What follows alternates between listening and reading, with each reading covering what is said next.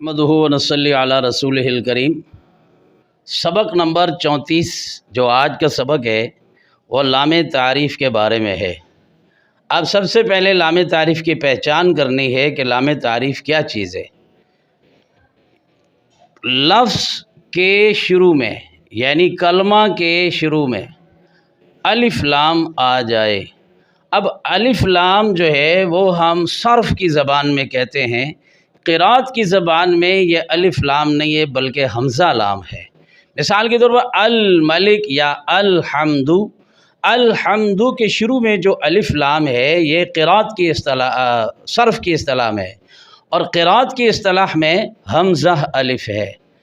تو کلمہ کے شروع میں یہ الف لام یا حمزہ لام آ جائے، جیسے الحمد کے شروع میں الشمس کے شروع پر یہ جو الف لام آ رہا ہے تو اسے لام تعریف کہتے ہیں۔ لام تعریف کے دو قاعدے ہیں، ایک لام تعریف کا اظہار ہے اور دوسرا لام تعریف کا ادغام ہے۔ اظہار کا معنی کہ آپ نے اس لام کو ظاہر کر کے پڑھنا ہے، جیسے آپ نے اظہار حلقی پڑھا، اظہار شفوی پڑھا۔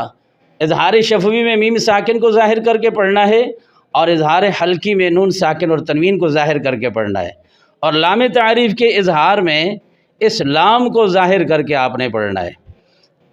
تو اسے لام تعریف کہتے ہیں۔ لام تعریف کے دو قاعدے ہیں، اظہار، ادغام۔ اب لام تعریف کا اظہار، اس کا کیا قاعدہ ہے، اس کا کیا قانون ہے، کہاں کس جگہ پر لام تعریف کو ظاہر کر کے پڑھا جاتا ہے۔ لام تعریف کے بعد 14 حروف آ جائیں تو لام تعریف کا اظہار ہوگا۔ 14 حروف قمریہ یہ ہیں، یہ جو 14 حروف آ رہے ہیں نا، ان 14 حروف کو حروف قمریہ کہتے ہیں، جیسے الف با غین ح جیم کاف واو خو فا عین قاف یا میم ہا۔ اب یہ جو 14 حروف آئیں گے لام تعریف کے بعد، ان کا مجموعہ ابغی، یہ حمزہ با اور غین اے ملا کر بنا ابغی، حجک حا جیم کاف یہ مجموعہ بنا، وخوف واو خوفا، عقیمہ عین قاف یا میم ہا۔ ان حروف کو حروف قمریہ، اور اس لام تعریف کے بعد یہ جو حروف قمریہ 14 آ جائیں تو اس اظہار کو اظہار قمری کہتے ہیں۔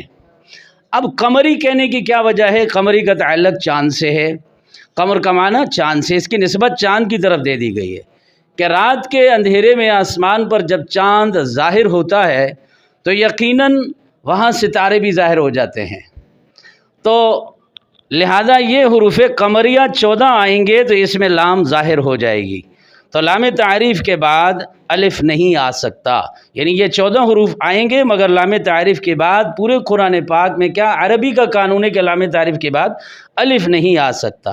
لام تعریف کے اظہار کی 14 مثالیں۔ اب حمزہ سے شروع کرتے ہیں، یہ حقیقت میں حمزہ ہے، الف نہیں ہے۔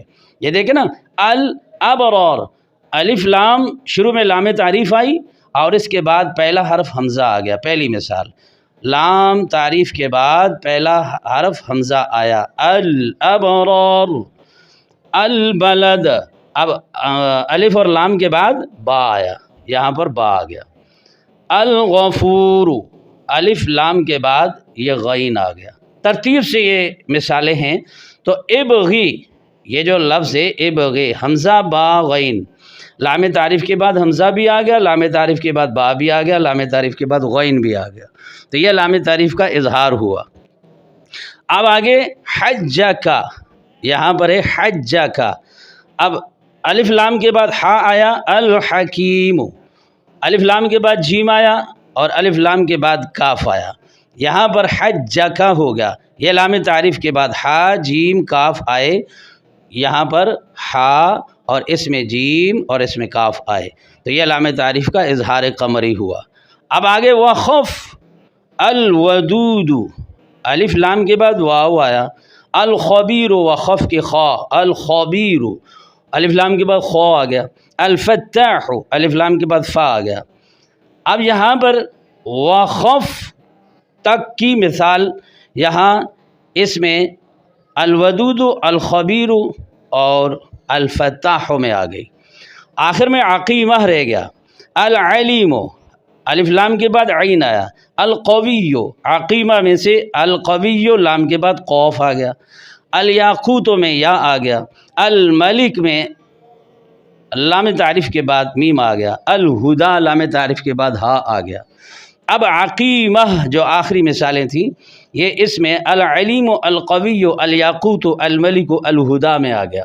تو یہ 14 حروف قمریہ اس لام تعریف کے بعد آئے تو یہ لام ظاہر کر کے پڑھی گئی. مثال کے طور پر جیسے آتا ہے الملک میں لام ظاہر ہو رہا ہے، القدوس میں بھی لام ظاہر ہو رہا ہے، الحمد میں بھی ظاہر ہو رہا ہے.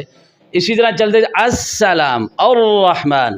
اب اس میں لام جو ہے داخل ہو رہا ہے. الرحمن میں لام را میں داخل ہو گیا، الشمس میں، الضحیٰ میں، التین میں، تمام میں ان مثالوں میں لام داخل ہو رہا ہے.